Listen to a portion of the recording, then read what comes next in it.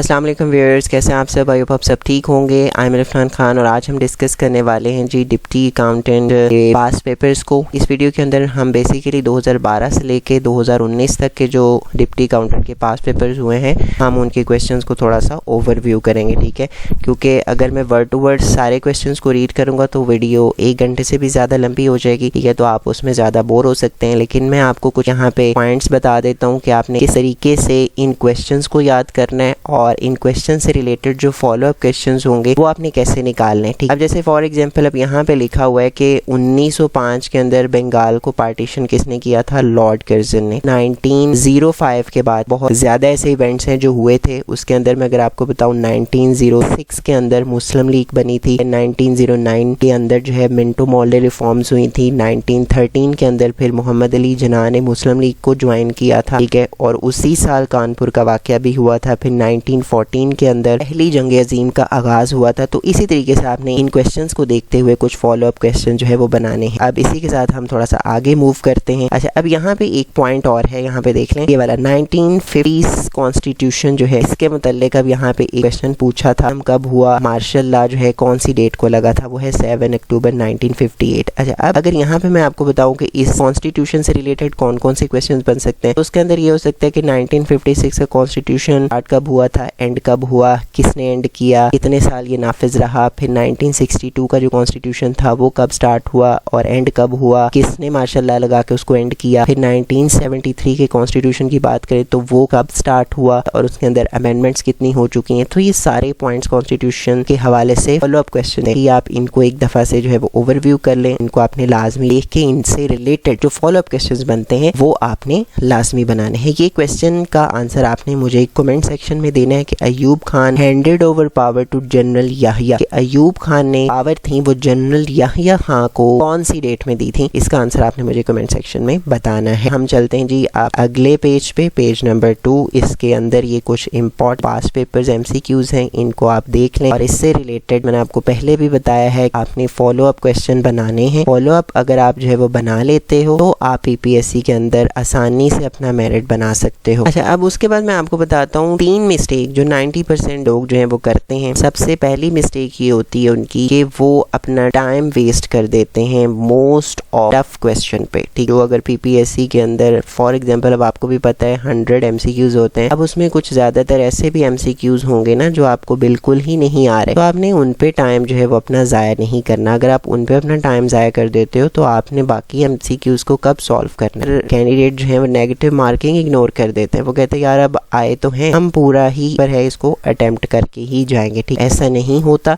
आपने negative marking को भी जहन में रखना है कि हमने जस्ट वही क्वेश्चन करने हैं जितने हमें आते हैं। या फिर ये होता है जैसे पीछे वीडियो बनाई है कि how to solve the synonym, synonym को कैसे सॉल्व किया जाता है। उसमें बेसिकली मैंने यही पॉइंट आपको बताया हुआ है कि सबसे पहले हमने किसी भी वर्ड का रूट वर्ड देखना होता है, ठीक है। कोई भी वर्ड आपको पूछा गया है तो उसके अंदर हमने रूट वर्ड देखना होता है कि रूट वर्ड कैसा है, ठीक है, और वो वर्ड हमें कौन सी फीलिंग दे रहा है, नेगेटिव फीलिंग दे रहा है या पॉजिटिव फीलिंग दे रहा है। तो उस हवाले से ही अगर क्योंकि हम यहाँ पे सिनोनिम्स की बात कर रहे हैं तो जैसा वर्ड होगा उसका वैसा ही आंसर भी होगा। और मैं ऐसे करता हूँ इस वीडियो के जो डिस्क्रिप्शन है, ठीक, उसके साथ मैं उस वीडियो को लिंक दे देता हूँ, आप उसको भी एक दफा से वॉच करें ताकि आपको सिनोनिम सॉल्व करने की ट्रिक जो है वो पता चल जाए, आप आसानी से फिर सॉल्व कर लें। तीसरी मिस्टेक है वो ये है कि लास्ट 15 मिनट्स रिवीजन। ये जो लास्ट 15 मिनट रिवीजन होती है ना, अगर आप इस चीजों को छोड़ दें तो आप PPSC के मेरिट में आ जाएंगे, ठीक है जी। उसके बाद ये हमारा स्टार्ट होता है डिप्टी अकाउंटेंट पास पेपर जो 2019 में हुआ था। अब इसके अंदर भी कुछ मेन पॉइंट्स हैं। अब देखें which country was the host of FIFA 2018 world cup? कौन सी कंट्री थी? रशिया। अब भी जैसे कि आपको पता है फीफा 2026 का वर्ल्ड कप हो रहा है, तो इसका फॉलोअप क्वेश्चन अब बनाएं कि वो कौन सी कंट्री है जो फीफा 2026 को होस्ट कर रही है। उसके बाद है विच ऑफ द फॉलोइंग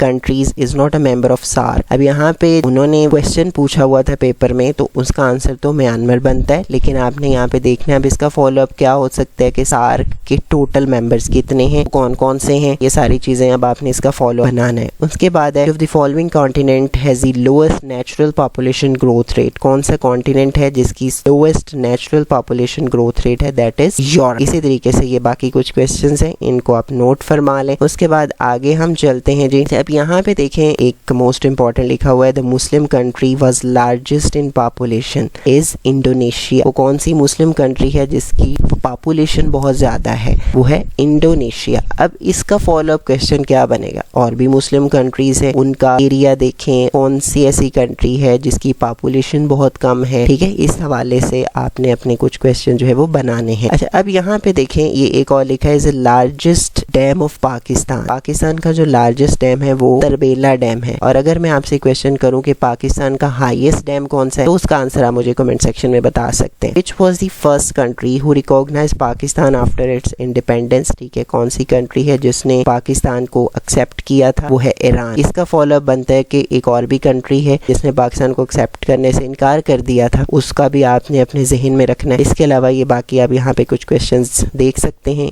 इनको आपने लाजमी कर लेना है। इसके बाद आगे, ठीक है, ये कुछ इंपॉर्टेंट आ गए। अब इसमें देखें, यहाँ पे एक पॉइंट दिया हुआ है कि pure gold is dash carat gold. अब गोल्ड के बारे में बात है तो इसका मतलब अब सिल्वर की भी बात हो सकती है, उसको भी आप पॉइंट जहन में रखें कि उसके बारे में भी कोई क्वेश्चन जो है वैसा पूछा जा सकता है। यहाँ पे देखें, largest font size available MS word के अंदर जो लार्जेस्ट फॉन्ट साइज अवेलेबल है वो कौन सा है जी? 72 है। इसके बाद आपने इसकी कुछ मेजर शॉर्टकट कीज होती हैं, उनको फॉलो करना है। Ctrl+C किस लिए यूज होती है, Ctrl+V किस लिए यूज होती है, Ctrl+X किसके लिए यूज होता है, Ctrl+Y, Ctrl+Z। तो ये सारी आप अगर शॉर्टकट कीज को भी याद कर लेंगे तो कोई ना कोई शॉर्टकट पेपर में पूछ ही लेता है। अब यहाँ पे देखिए, जैसे इसने यहाँ पे पूछा हुआ है, इन MS word extend a selection one paper down. अगर हमने एक पेपर को सिलेक्ट किया है लेकिन हम चाहते हैं कि नीचे वाला जो पेज है वो भी सिलेक्ट हो जाए, तो इसके लिए शॉर्टकट की कौन सी है? Shift+ page down. उसके बाद यहाँ पे देखें, एक और most important, internet was first develop in 1960s। Internet को पहली दफा 1960s के अंदर डेवलप किया गया था। इसी के साथ अब आप फॉलोअप क्वेश्चन ये बना सकते हैं कि कंप्यूटर को कब बनाया गया था, इसकी जनरेशंस जो हैं वो कौन कौन सी हैं, उसके अंदर क्या क्या चीजें यूज की गई हैं, ठीक है। तो ये सारी चीजें अब आप इसका फॉलोअप बना सकते हैं। उसके बाद यहाँ पे ये कुछ और इम्पोर्टेंट पास्ट पेपर्स MCQs, इनको भी आप लाजमी देखें। व्हेन डिड द जिहाद बिकम मैंडेटरी इन इस्लाम? 2 हिजरी में हुआ था। लेकिन अब यहाँ पे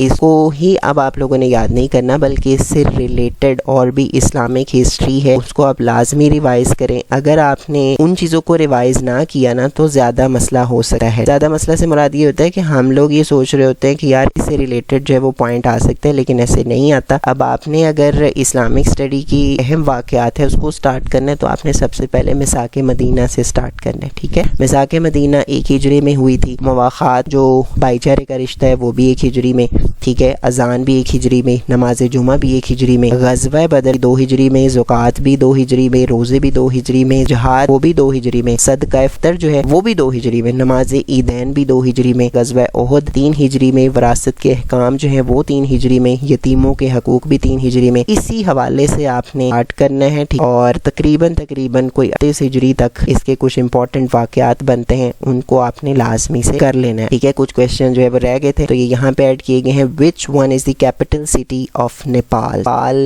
कैपिटल कौन है? काठमांडू। इसी का अगर आप फॉलो अप बनाएंगे तो यही बनाएंगे ना कि बाकी भी तो कंट्रीज हैं, उनके कैपिटल कौन कौन से हैं, उनको भी हमने लाजमी देखना है। अब अगला क्वेश्चन है जी, बारक Hussain Obama was dash president of USA। वो 44th प्रेसिडेंट थे, लेकिन अब कौन से हैं? वो 47th हैं। कौन है वो आप कमेंट सेक्शन में बता दीजिएगा। When no tariff are imposed on all imports and exports, अगर इंपोर्ट या एक्सपोर्ट पे टैरिफ नहीं लगता तो उसको हम क्या कहते हैं? फ्री ट्रेड हो रही है। उसके बाद ये मोस्ट इंपॉर्टेंट थी, the book on origin of species, ठीक। अब इस तरह की कुछ फेमस बुक्स हैं, ठीक है, उससे रिलेटेड भी PPSC आपसे कोई क्वेश्चन पूछ सकती है। जैसे यहाँ पे पूछा हुआ था कि on the origin of species पे बुक किसने लिखी थी? वो है डार्विन। ये इसके कुछ इंपॉर्टेंट क्वेश्चंस आ गए, इनको आपने लाजमी देख लेना है, रिलेटेड फॉलो अप क्वेश्चन लाजमी बनाने हैं। जब यहाँ पे लिखा हुआ है 22 April is observed every year internationally, वो है अर्थ डे। इससे रिलेटेड अगर आप फॉलो अप क्वेश्चंस बनाते हैं तो और भी काफी ज्यादा इंटरनेशनल डेज हैं, उनको भी आप नोट डाउन करें कि वो कौन कौन से हैं, बाकी आप यहाँ पे देख सकते हैं। अच्छा, उसके बाद ये आगे और भी है, who was the founder of slave dynasty? Slave dynasty का फाउंडर कौन था इंडिया के अंदर? That is Qutubuddin Aibak. यहाँ पे जस्ट स्लेव डायनेस्टी के बारे में बताया है, और भी डायनेस्टीज हैं तो आप उनको भी देखें, उनके फाउंडर कौन कौन से हैं। नेक्स्ट